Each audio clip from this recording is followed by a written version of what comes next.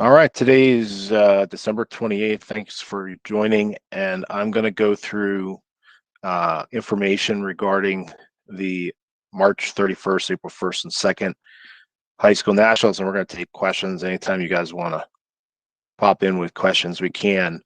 So let me share my screen. Let's see which screen is it going to show. Okay, that's what I want right there.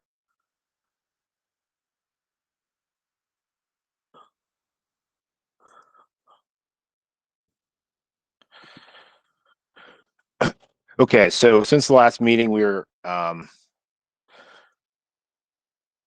see. Since the last meeting, are you guys able to see the screen okay? Yeah. Schedule. Okay, so the schedule is laid out. Obviously, this is tentative, but we'll do everything in our power to keep everyone on the same day. I don't like, after we publish the schedule of lifters, I don't like to in any way change the dynamic of the event by moving days. So I will do everything I can. Hey, Claude. We'll do everything I can to keep the schedule as is. So with that said, we'll have all JV lifters will go Friday morning currently. Obviously, if there's a shift in schedule, we'll try to shift it within the day and not move days. So if we get a heavy JV turnout, we potentially will have JV in the afternoon. That is a possibility, but we will try everything we can to keep JV 100% on Friday. Quick question for you. This is Jeff. Yep.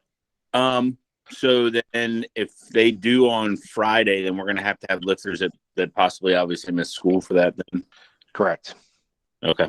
I only have one that's a JV, but we're not even sure if she's going to make it yet or not. Yeah, and the definition of JV is you can enter anybody from 9th through 12th in the varsity if they make the varsity qualifying total. But if they're 9th and 10th grade, they're allowed to go JV. So the definition of JV for the purpose of this event is 9th and 10th graders. But 9th and 10th graders are allowed to go varsity if they make the varsity qualifying total. So that is an option for you, Coach, that if you have a lifter who just can't get out of school on Friday, but and he or she makes the qualifying total for the Saturday, the varsity as well, you could do that as an option. But obviously, the 9th and 10th graders would, be younger and it'd be a lot more competitive for them to lift in the varsity. But that is an option. Friday, the varsity lightweight female and lightweight male will start, going up to the 66 kilo male, up to the 52 kilo women. Then on Saturday, April 1st. Now, we didn't put times in here, but the proposed the normal times, there's a 7 o'clock weigh-in, 7 through 8:30, and 9 o'clock lifting for the AM session. And the afternoon would be normally a 12 noon weigh-in, 12 to 1:30 weigh-in with a 2 p.m. start. That's the normal. Obviously, if one session gets bigger or smaller, we would adjust the schedule. Otherwise, we try not to go any sooner than 9 a.m. But if we have an overload on a day and we have to go, have to do some reconfiguring to just keep everybody on the same day, that schedule can change. But the normal start of lifting of AM sessions 9 a.m. with the weigh-in at 7. A normal start of a PM session would be a 2 p.m. start with a 12 noon weigh-in. Something to call out that's a little bit different at the national level is the weigh-in is done by lot number. So normally it's first, in a local event, that's a lot of first come, first serve. When we put out the scoring cast, which will be, I don't know if you guys are familiar with lifting cast, but when there's lifting cast, we will have, when we close the registration, we will have our event put out here on lifting cast. It doesn't get put out here until it's time, until the entry deadline has passed. So let me show you where you could see. Let's see. I'll show one of my previous events and show you what.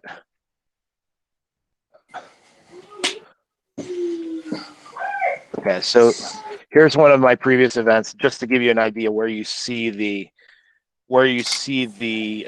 lot numbers, so you can get an idea. So when we have the lifting cast set up for the session, we'll have the flights in here. You'll see the number in front of each lifter. That's their lot number. So when we're running weigh-ins, we'll have the lifting cast basically printed out.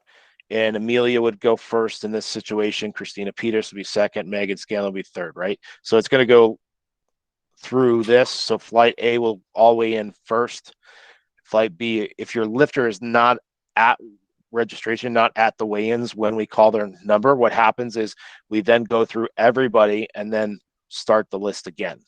So if your lifter is not there at the start of weigh-ins and they call her lot number and her name or his name and they're not there, unfortunately they'll have to wait until everyone else has had an opportunity to weigh in, because they're going to weigh in order and they're not going to like go back until they've called all the numbers. So just keep that in mind to get your lifter there when the weigh-ins start, to get them on the board and done as soon as possible. We're going to ask, per our normal way, we would ask all the lifters to get their rack heights before going to the scale. We will have the ability to input those numbers. I would ask you to bring the numbers with you. We'll probably have a computer sitting at the rack that we're using for rack heights to input their numbers right on the spot. They'll need their Powerlifting America number to do that, but that'll allow them to electronically input their numbers, but do not send them to the scale unless they have their rack heights, because the last thing we want to do is chase folks around the hotel to get rack heights when they're at breakfast, when we're trying to get the meet set up and started. Any questions on lot numbers? You got the lot numbers, just as an FYI, are randomly assigned by the computer. So we'll put in their names, and right before we go to print the scorecards, we ask this program actually creates the lot numbers for us. So it's completely random. Basically they come in here and we'll have all the numbers created, and we hit this thing and it generates the lot numbers randomly. So that's how the lot numbers get assigned, and you'll see within the flights and just as a lifting order, if you guys normally, an example where the lot numbers play a factor in the weigh-in.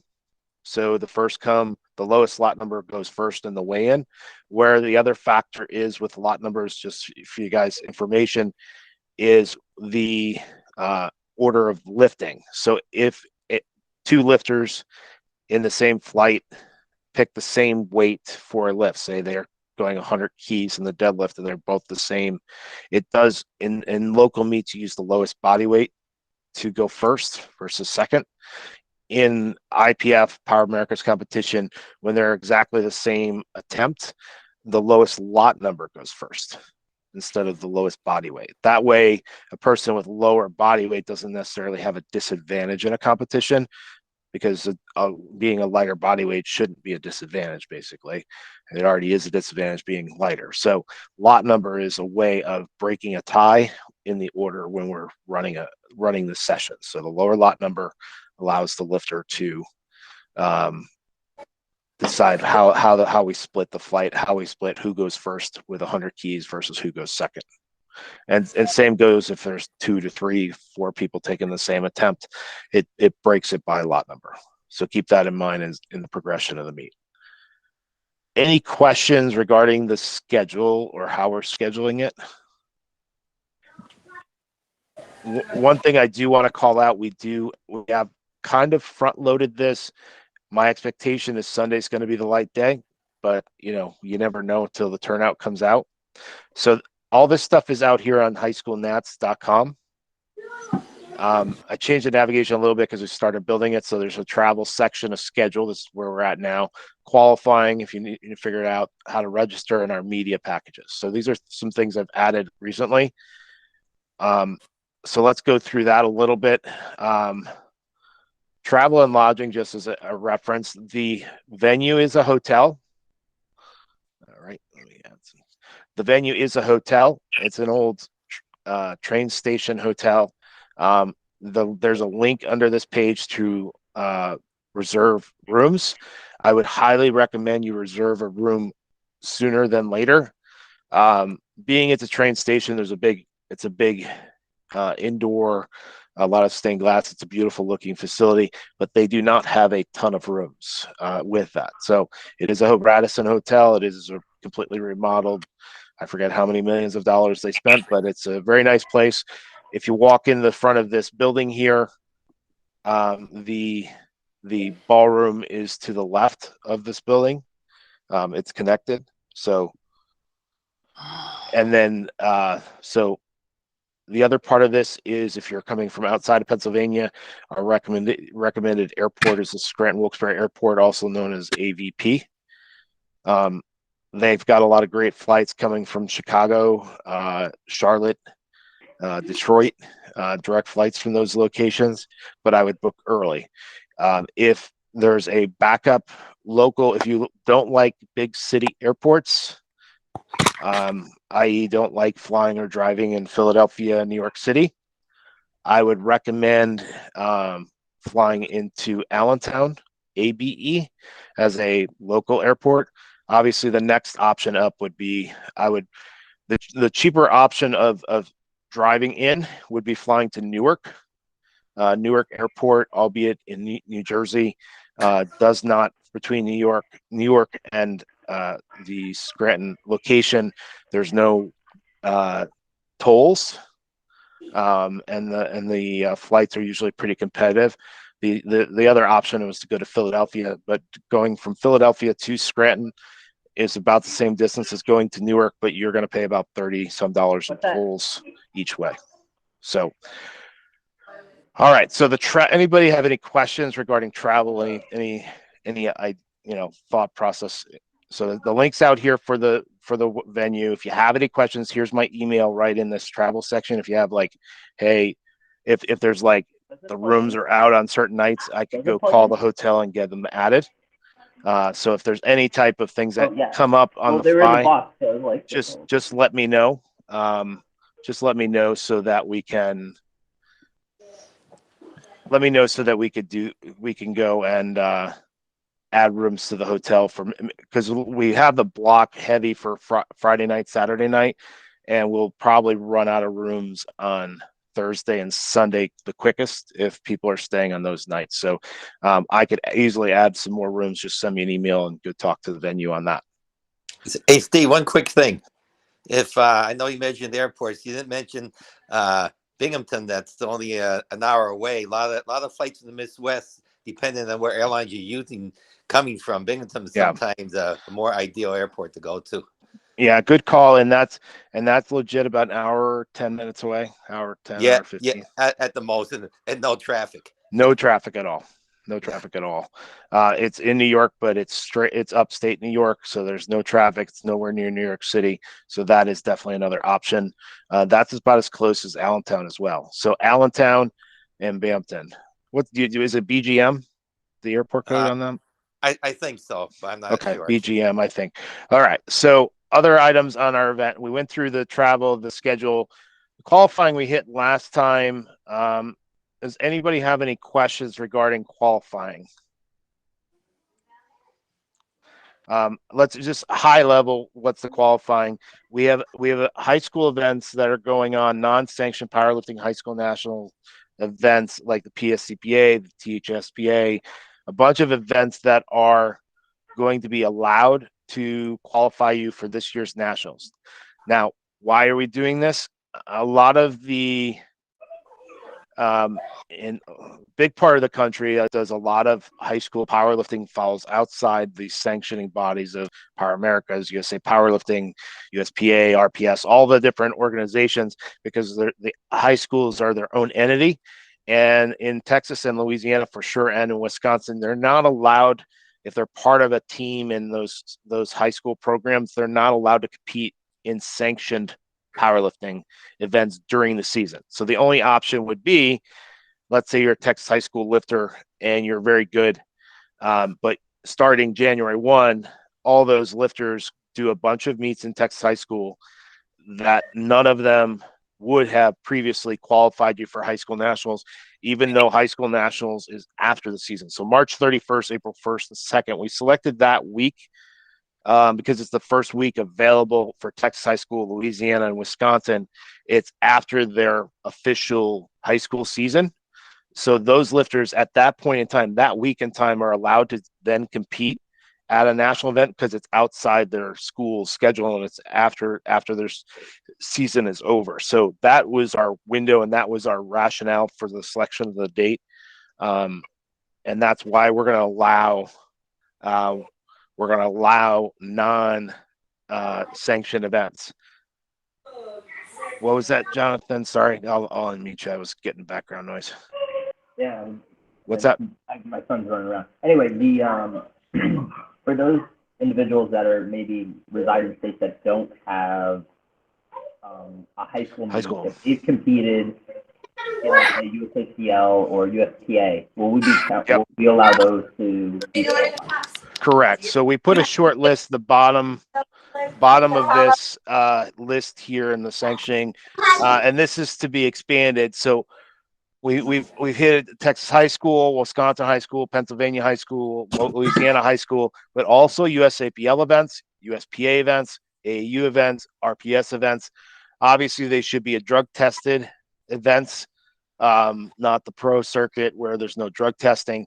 But we're looking for anything after January 1st, 2022, through the qualifying deadline of the event. So we do have. And so as part of this, lifters can register ahead of making the qualifying total. Like if you're very confident the lifters just needs to get to the meet and they're going to qualify and it's not a big deal, they could go in on this early bird registration that's going on between now and the end of 2022 and get on the books and put it in the registration, that future event, if they have a future event in that area. If they're going to go to a USAPL, a USPA, or an AAU or RPS or et cetera, if there's one that falls outside what we haven't defined, just send me an email. We'll evaluate on a case by case basis. But we're open to that. We want to open it up so we don't limit very good lifters in Louisiana, Wisconsin, and being that we're relatively Powerlifting America is only a year old at this point. It's been, it would be very difficult to say that, hey, you had the opportunity, you should have just got to a meet. That's going to be very difficult at this point in time for some states, especially. So that's why we're allowing these non-sanctioned events, and that's why we're allowing other federation events to qualify. We just didn't want to open it up and say, hey, anyone could come, because we don't want to make a national event seem like a local event with a lifter that's never lifted before. Steve, I got a question for you. Sure. Yep. So being that we are new to this, and so our guys we have 5 core guys that started this whole entire thing, and they qualified at Parkland High School in Pennsylvania here, right, this past February. From what I'm understanding from what you're saying is, as long as we register prior to the end of the year, they're still qualified under those scores. If they do register prior to the end of the year, they would have to requalify again at, say, Parkland, February. They're qualified, period. Okay. They're qualified, period. They could literally not go to Parkland again and lift in the meet from last year's total. But, obviously I'm not going to tell you not to go to a Parkland meet, but they have the ability to register now, go out here, and these are the different tiers of registration. So right now, lifters can early register, get it's $120. That includes your event t-shirt. And then in January 1st, it goes up to $140. Okay. So any lifters who are qualified from last year's event, regardless of whether they're planning to go to Parkland or another PSCPA event in this coming calendar year, if they're qualified, and there's no point, and they plan on coming to nationals for sure, just have them save a few bucks and get registered now. Okay, that was my question, because we had conflicting reports as to whether they would have to requalify because of age and all that stuff. But nope. If they hit their respective total for the division they plan on entering, they're all set. Thank you. And then, so I went through this last time, but let me just go to this quick, and here's our video from early in the year, and I'll put this current video up when it's done. Just a quick crash course on this. Lifters can register themselves 100% totally fine and okay, but I did make this form in a way so that coaches who want to register a group of lifters, let's say they have a 10-person team or whatever, they could select, come in here and put all 10 in so that they can control it, especially if the school's paying for their entry. So when you get to the registration, the first block to select from, or the third block, I should say, number of lifters, it's a required field. By standard, it's just going to have one lifter, and we're 100% okay with lifters registering themselves. I just wanted, from past experience with high school nationals, coaches are like, hey, my kids kind of screw up the registration process. I'd like to be able to manage it. Can I do it without doing 10 different submits? So I created this registration form. So let's say a coach has 5 lifters, he'd come in, select all 5. The form will then update below, and now you have the ability to, in one submission, to do 5 separate lifters. Select their t-shirt size, which is part of the entry, to put in their membership number. But obviously, you have to have everything you need. So then these are the 5 lifters, and then you need the coach's name. Songs are an optional thing that we're adding if lifters want to give songs they prefer, and that's going to go into the playlist for the event. We now have the ability to pre-order merch. Our high school merch is pretty nice. We're going to add to this. So this will be basically the event shirt. So you're not seeing the logos for the sponsors yet, but the sponsors will be on the back of all of these shirts. But we're going to have 3 different color designs that you could pre-order from currently. And again, the logos will be on the back. So this would be in addition to the shirt you get for free. So if you want to get some from family members, etc. And so here's the size. They'll be $30 a shirt. And then we've got hoodies for $40 with the title on the back, Power America's on the front. Those will just be in black at this point. We've got trucker hats, which kids like. My head doesn't fit in them well, so I don't like them. So those are additional merch options we didn't have last time we ran this meeting. Again, if there's any questions, send me an email. You'll put in during the registration process, we'll do qualifying event titles and stuff. And if there's a results where it's posted, if it's a USAPL, RPS, AAU, whatever, put in the link here, especially if you have multiple lifters.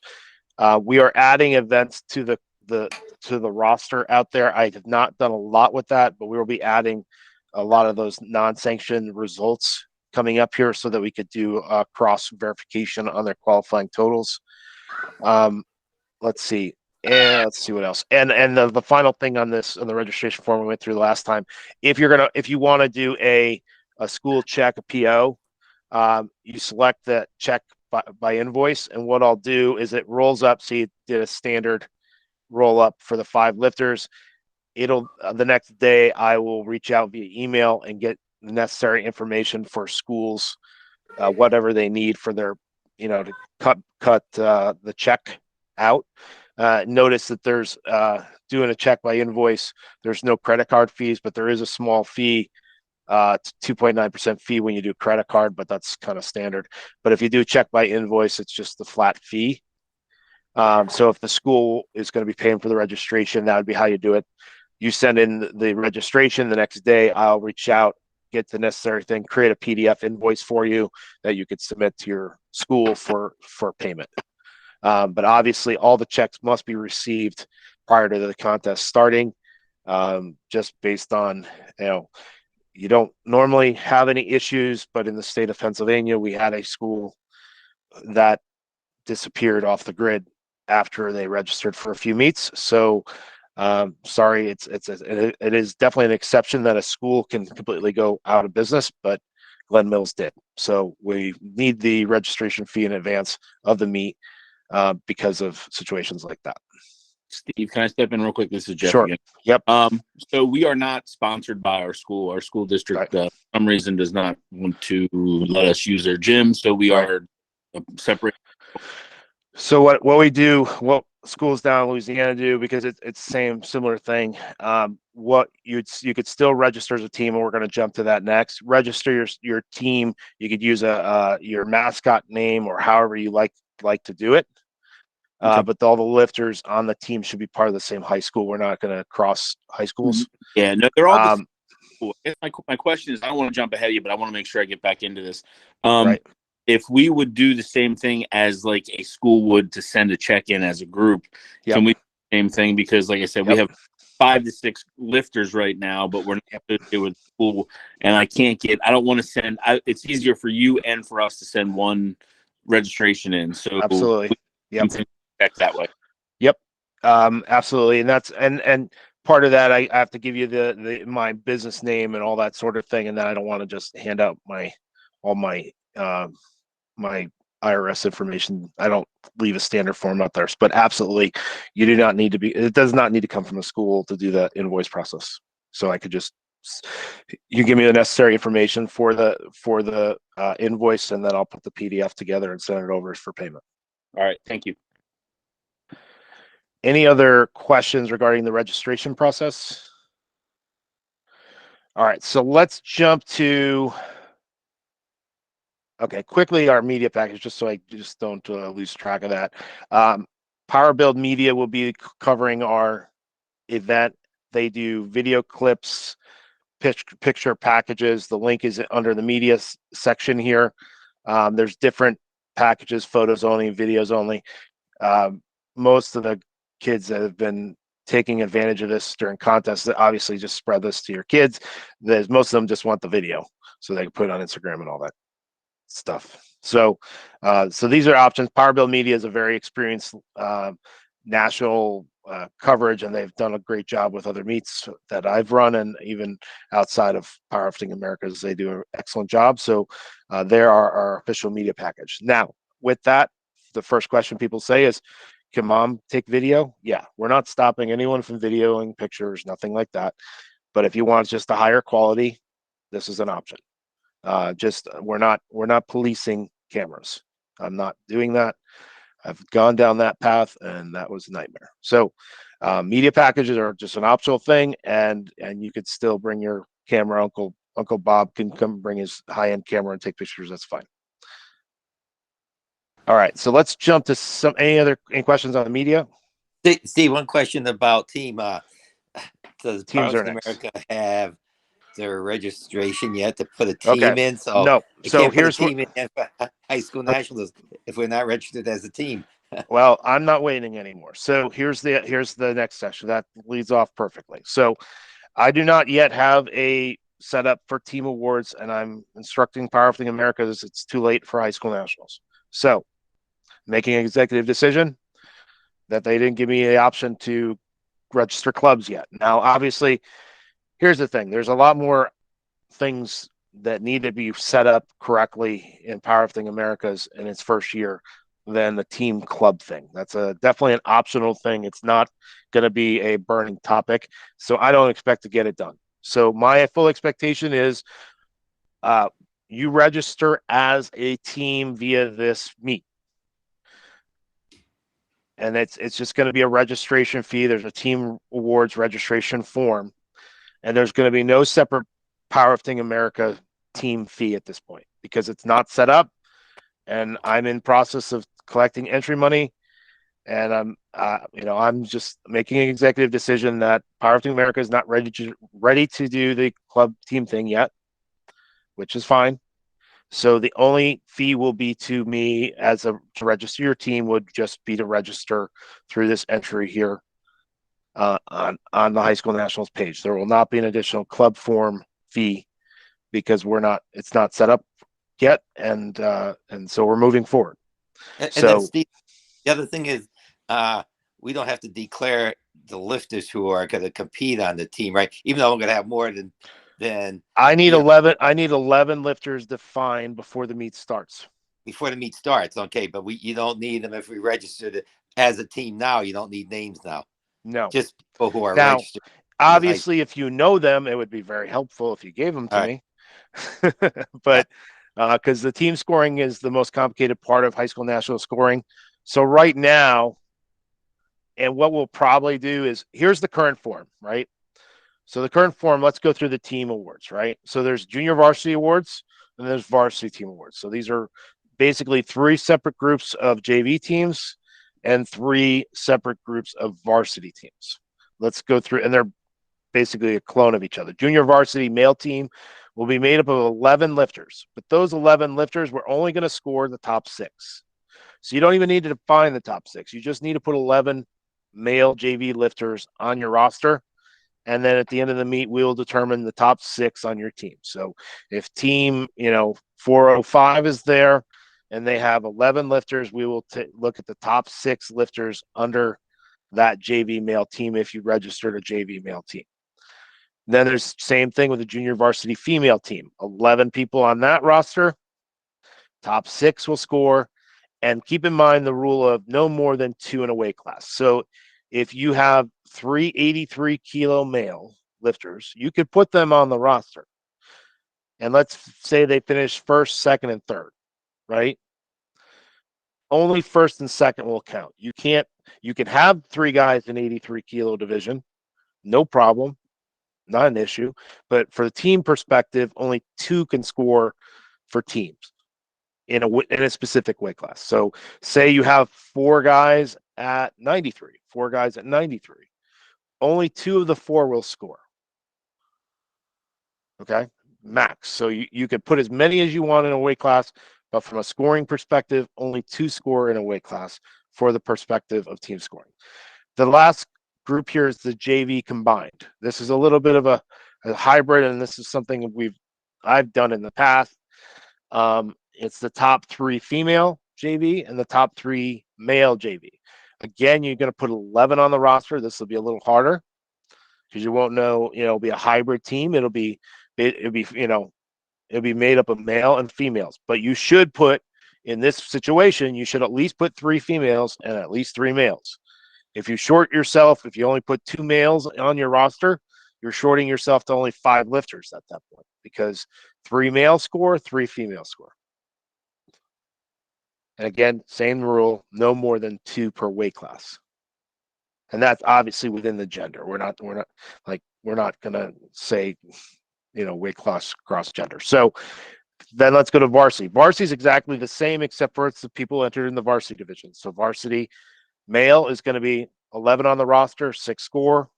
Varsity female team, 11 on the roster, 6 score. And then the varsity combined is 11 on the roster, 3 male score, 3 female score. And then the team scoring points are standard IPF scoring. So first place is 12 points, second place is 9 points, third place is 8 points, and so on and so forth. It just goes all the way up. It goes up to, I think it's 10. It goes down to 1 point. I got to spell that all the way down, I guess. So there's points. 8th place will be 3, 9th place will be 2, 10th place is 1. Sorry, missed that on the thing. So it's going to go 12 points all the way down to 1 point, and 1 point will be a 10th place finish. So if you have an 11th lifter finish 11th, that's no points. Now, important, a plus for this is each team will include 2 free coaches passes good for all sessions. So if you have lifters Friday, Saturday, and Sunday, and you have them split out, by registering the team on this method, and let's just say you have, okay, I'm just entering a junior varsity female team, that's 2 coach passes. If you register a male JV male and female, that's 4 coach passes. So for every team entry, if you have a varsity female, varsity male, and a combined 3 teams, that's 6 passes. And those are good for all sessions for the weekend. And in this, we were looking for the coach's name, email, cell phone, which team entry they're looking to enter, the team name. And again, we don't need specific schools, but I would like to be, a good, and this could go with your event shirt. So if you have a team name they're going to use for a team and the school isn't sponsoring it, but everybody's got to be from the same school, you put that team name. It could also be on the team shirt that you use for the event as well. And team singlets are allowed.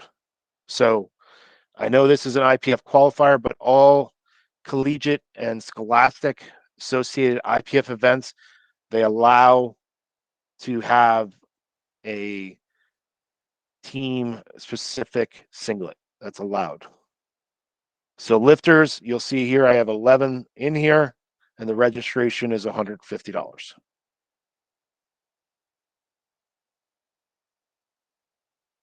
If you see any problems, I've not had anyone register team entry yet. So when you go and do that, there will be a deadline. I don't see I put a deadline, but there will be a deadline to register the team. I'm probably going to do that about 4 weeks out, and that's only because we order custom banners. So the awards for teams are going to be banners, so you can hang up in your gym these banners. So we're going to have banners so that teams can go. Plus, it's travels better to bring banners instead of big gaudy sculptures or whatever. It allows travel for folks from out of state to bring them home, and it allows them to hang up the banner in their school or in their gym. Any questions on the team process? Steve, it's Jeff again. Sorry. Yep. One quick question. If we do register, we have a female that was not qualified last year, and this is her first time. If we would register her and she does not qualify by the time, can she get her money back then? No, sorry. I've done that in the past, and I used to have hair. Okay. And I don't anymore. So I try. So confidently register yourself if you feel that the registration is definitely going to happen. There'll be no refunds if the lifter doesn't make the QT. Okay. She's new to the team, and I don't want to put the cart before the horse. So Right. Yeah. And going back to just one thing to just touch on, because I didn't talk to it specifically, is the dates. So the date on the qualifying was, let's see, where is it? So where are we? No entries accepted after March the 18th. So that's pretty darn close. It's less than 2 weeks. It's 2 weeks from the event, basically. So we're taking, and I think we're taking qualifying from the week after that. I forget off the top of my head. So we're going to allow events almost up to like 2 weeks before the event. Where is it?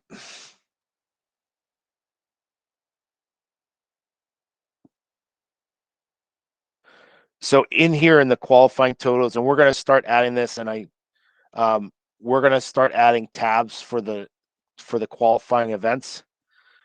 So these are going to be used to cross-reference to the results and the lifters to confirm that the roster is clean. I have to find the date, but I think we're accepting entries can come in up through March the 18th, and I think I had established the weekend after that would be the last allowed qualifying. So let me just cheat and look at the calendar here. So March 18th is the last allowed registration. So you have to register by the 18th. But I believe I'm allowing qualifying totals through the 26th of March.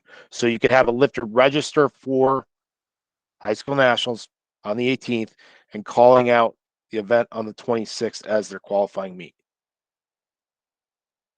So that's 11th hour qualifying, but they still have to register by the 18th. And then no refunds if they do not get that qualifying. All right. So that goes to the team awards. Any questions on team awards? All right. What's that? So if like on the team registration it asks for 11 lifters. Yep. What if your team you only have 6 lifters? Can you still register everything? Yes. Yep.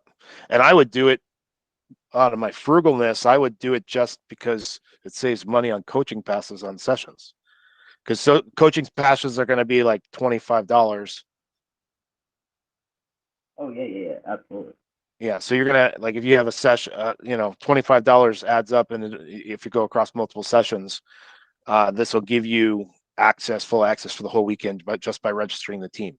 So It'll help in a couple of different respects. And then you don't have to keep going and checking, getting your wristband changed and all that crap as well. Done that. It's fun. Thank you. Yep. Jordan, did you have a question? No, that's actually the information I needed. I'm going to be up there with the Cargills. Okay, cool. Yeah, so that helps, and it just if we can get someone their wristband at the beginning of the weekend and call it a day, and not have them keep going back and having to remanage the same group of people trying to do it, that's the way I think would be easier, logistically easier for sure. Okay, so I'm going to go down a little side rabbit hole here for equipment. So this is not a paid advertisement. I do not get paid by this company.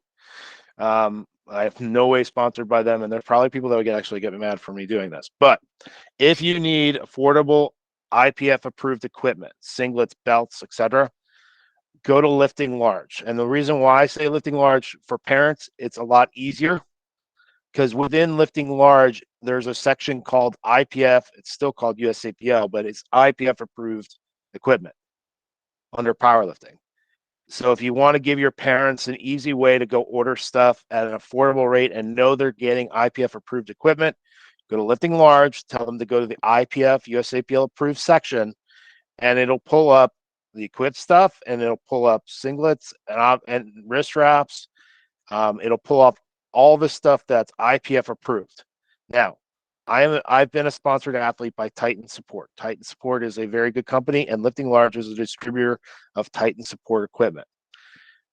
Lifting Large is usually got better stock than even Titan because I don't know, they just keep their equipment, and they just have the availability there. If they say they have two of something, they have two of something. If they say they have none of it, they have none of it, right? So I would recommend using Lifting Large with parents who don't know what the heck they're trying to get to or what they need, just because of how easy their website is and how accurate their website is. Because I've had points where I'm like, oh, they're out of stock on my size. I message them and they're like, oh no, it's right. And there's no their inventory controls are great. So if they have something in here this is under the IPF approved section, and you'll see the IPF umbrella. I should get them to change the logo.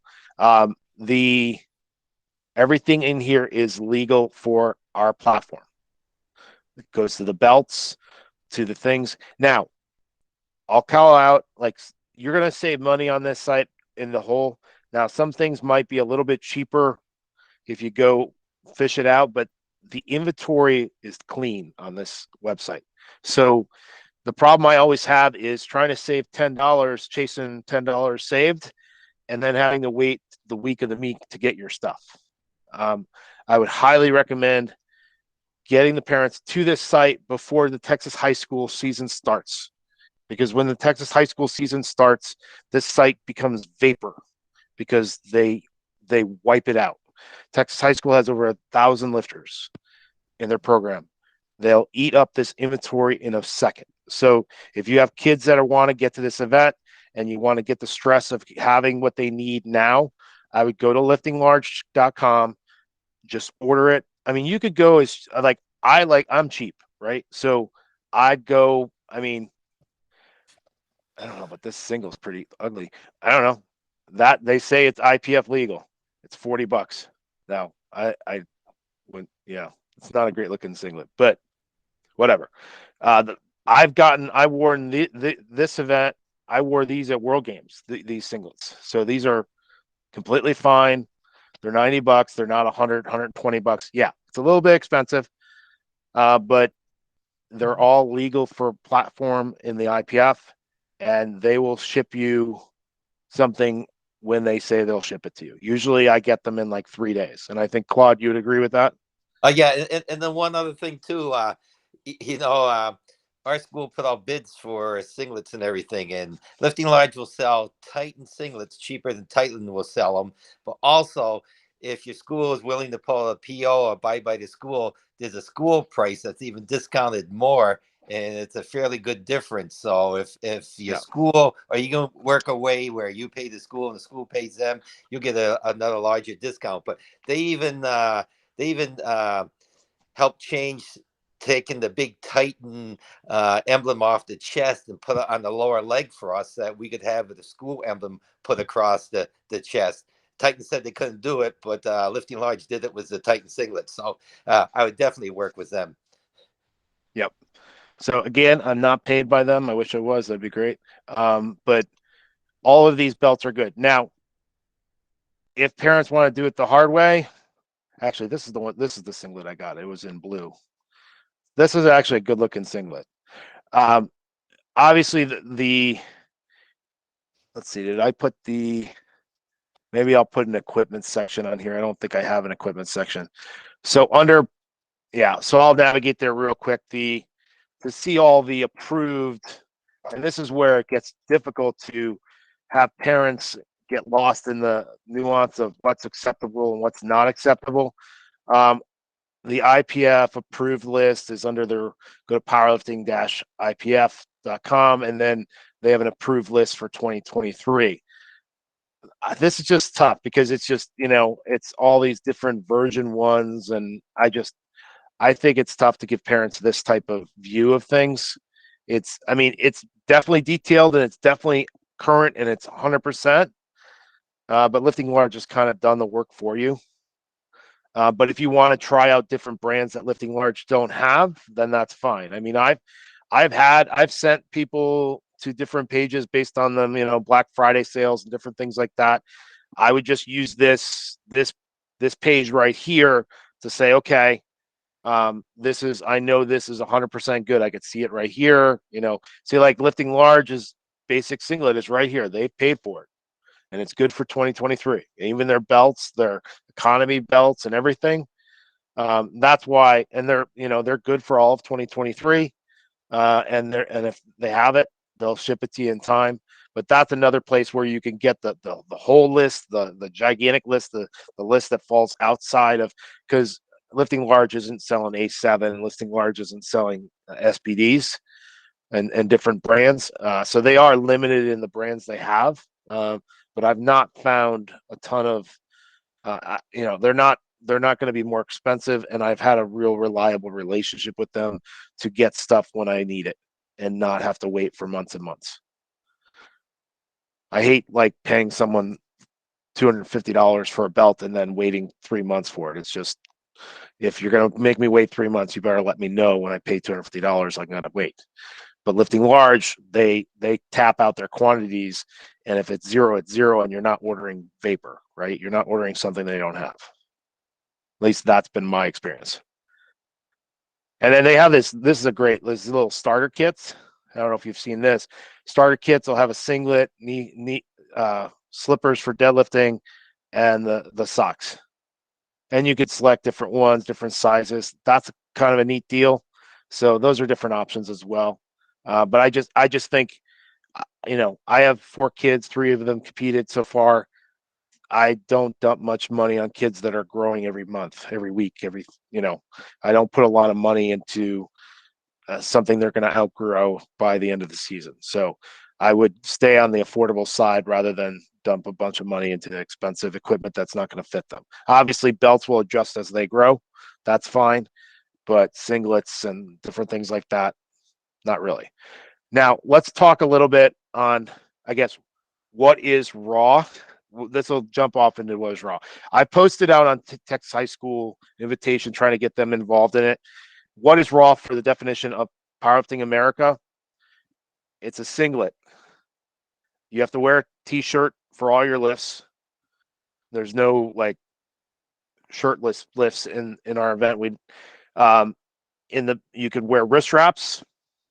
You could wear approved knee sleeves. That's non-Velcro, no Velcro, and Titan's an example of a good knee sleeve. All the brands have knee sleeves. So, but that's not knee wrap. Knee wrap is equipped. So if you have a knee wrap, that is equipped lifting. A knee sleeve is like a neoprene style knee sleeve, although some of them are crazy thicker than you would think they would be, i.e. Inzer. The knee sleeves are non-Velcro, and the lifter should be able to put it on himself and not have 5 people pull it on him and off him. So keep that in mind. So like you have Rogue has sleeves, A7 has sleeves, everybody has sleeves, but that's the definition of raw. So wrist wraps, belt, singlet, knee sleeves, wrist wraps for your wrists are the only that's and obviously powerlifting belt. You have to wear knee-high socks in the deadlift. And again, you have to wear a t-shirt at all times during the lift, and t-shirt has to be under the singlet. And the singlet needs to be up for all the lifts.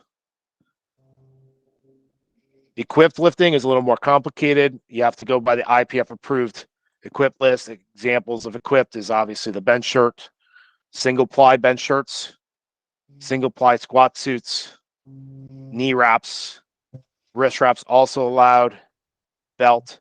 None of those elastic, I forget what they're called, bench daddy or whatever apparatus. RAM. Yeah, none of those. The Texas high school, like, yeah, I guess Texas high school is permitting it in their equipped lifting. Really? Yeah, and they allow. Now, I don't want. This is what I read. So if I'm wrong, just correct me. But I also read that they allow briefs under their squat suits. So we're single ply only, and the bench shirt is a single ply poly bench shirt. So an example on this website, I like the Katana. It's probably one of the best performing bench shirts in the world. The Super Katana or the Katana, mine's a low cut. But obviously, if you're into the equipped lifting, you probably know all of this and have your own opinion on this. So, but raw lifting, but it's only these poly shirts. So Inzer shirts, Katana shirts. The list is much more limited when it comes to bench equipment. It's usually Inzer and Titan are the primary equipped manufacturers. Let's see. Titan bench shirts. Yeah. So Titan is a big one. Where's Inzer? Titan and Inzer are your main providers of equipped manufacturing. And when you go to their website, you will see what's defined. And you can see even under this, it shows which are allowed in equipped. So it shows it on this powerlifting. So like the belts are obviously both, but obviously the bench shirt is equipped only. So blast shirts, Rage bench shirt, et cetera, but only poly single ply. Inzer does sell, or Inzer and Titan do sell multi-ply equipment, but that is not allowed in equipped competition or in the IPF. And the knee wraps have to be a certain length as well. I think, is it 1 meter? I think it's 1 meter, but 2 meters. Yeah, I forget off. I should probably refresh myself on my rule book again. I have to think meters.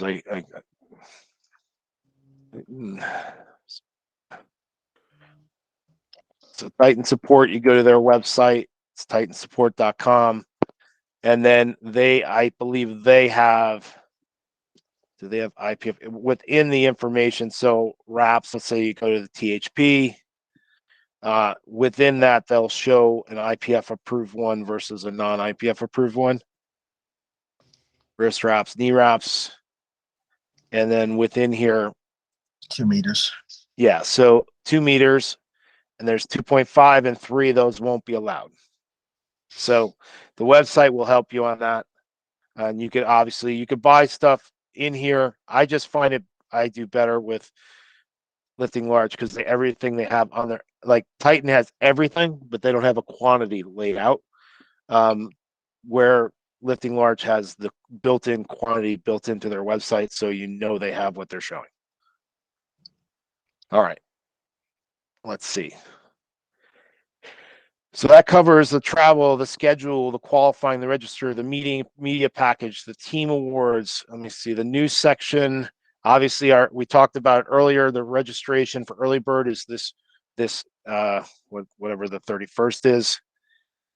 31st, it runs out on April 1st. It moves up to 140 entry, and again, you do not have to have done the meet already. You can register early if you know you're going to get the qualifying total in a future meet between now and March. What do we say? March 26th or March 25th. So, and you have to, but to get this early bird registration, it has to be done by the 31st of December. And then it goes up to 140. We do have our roster is out here. Again, this is highschoolnats.com. Is our current rosters out here. It is now live. So when a person registers, they can now see their name within a minute of it registering. So this is live updating. It does not have all the crazy categories, but it will update with the person's gender, division, weight class, and their name. And it's sorted out. I think it's sorted within. Nope. It's sorted by these three. It's sorted by the first three categories: gender, division, and weight class. So, and yep. So that is now live updating. So if you have guys come in, they should get an email showing that they registered. Emails also come to me. So if there's like an oopsie and someone registered for the wrong weight class, they come back and let me know and I can update it. They can't go back and update it themselves because I didn't want it to be a free for all and them changing weight classes every week because that would drive me crazy. So I could update their weight class if they want to change it. But it's not a crazy big deal. It's just we'll get it updated. So we'll have more details on the cutoffs and all that as we get closer. But that kind of concludes what I wanted to cover today. Is there any questions? Any additional questions? No dumb questions. Just quick, Steve. Maybe I just missed the first part. I know it's the high school nationals, but some eighth graders are the same age as I'm gonna say ninth and 10th graders. So they cannot compete if they're in eighth grade, even though if they make the sub junior category. I don't have a problem with.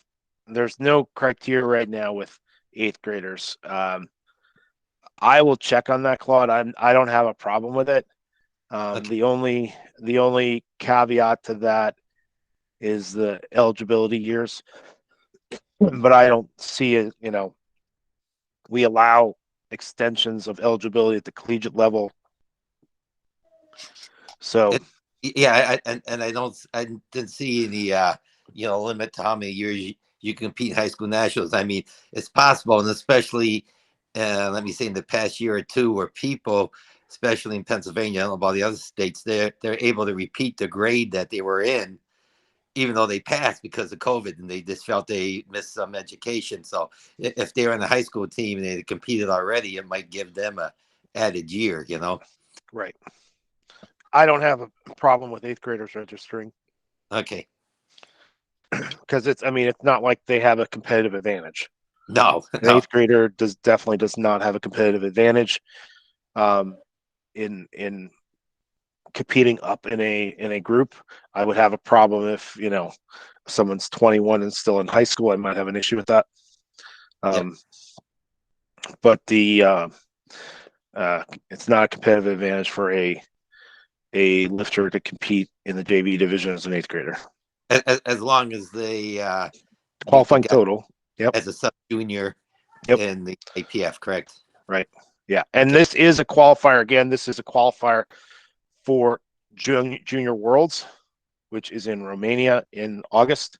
It's this event goes together with Junior Nationals. So we're scheduled for March 31st, April 1st, and 2nd. And then Junior Nationals is the first weekend of June. Sub Junior and Junior Nationals is the first weekend of June in Scottsdale, Arizona. The team selection is going to be a combination of those two events for the Sub Junior and Junior Worlds in Romania, which is the last week of August. It's in what they considered the capital of Transylvania, which I didn't know that. I didn't know that was a real thing.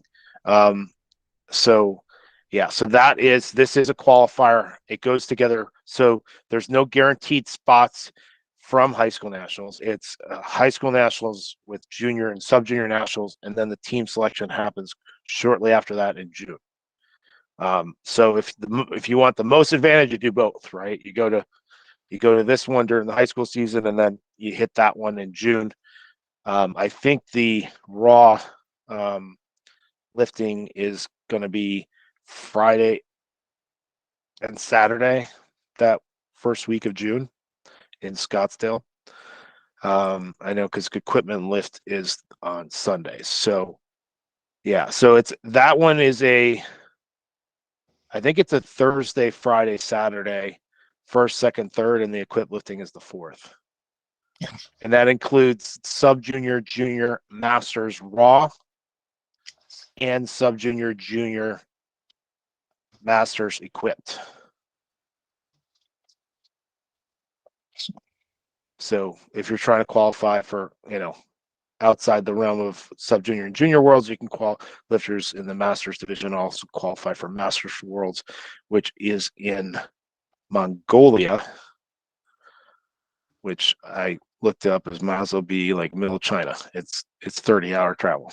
But yeah, the Romania trip will be a lot easier travel. So for the sub-junior, junior worlds, so that will be selected from the winners, the top lifters from this event and the sub-junior, junior nationals in June.